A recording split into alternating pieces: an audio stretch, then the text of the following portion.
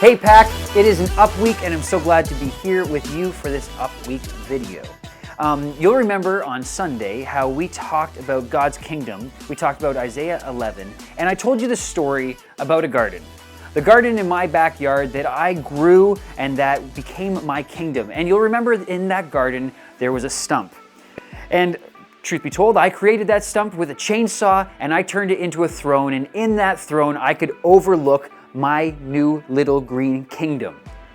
And no matter how hard I tried, the roots of that stump continued to grow more and more shoots of that tree. And what I thought was my kingdom, I was reminded again and again that I did not own that land. That the shoots came up through the ground, through all my garden boxes, and really, I was simply sitting on the kingdom of another.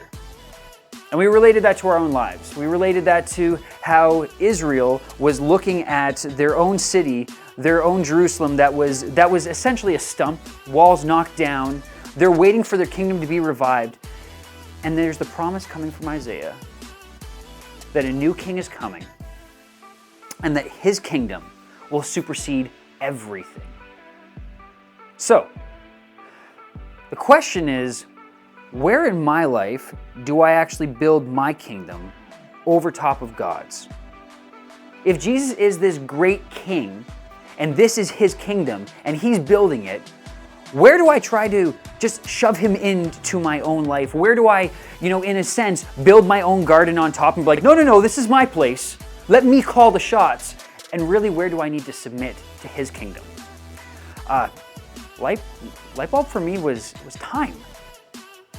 And that seems to be pretty appropriate for the season of Advent, where we're in a season where we're supposed to be waiting for the Messiah, where we remember that we were waiting for the Messiah to come, and now we're waiting for Jesus to come again.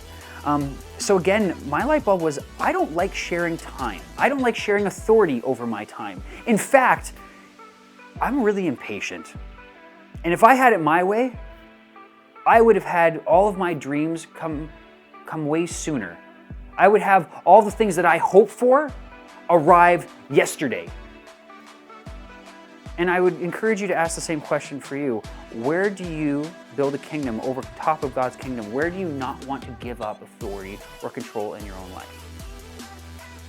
Now, arrow for me, what I do about that now is that every time that I find that I'm getting impatient, I remember that we are in a season where we celebrate God being with us.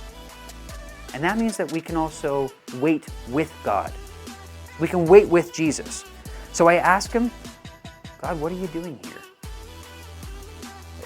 What do you want me to learn here? This waiting and this timing isn't for nothing. You're not just trying to keep me under your thumb and prove to me that it's yours, not mine. What do you have for me here? And in that, I get to learn how to trust a good king.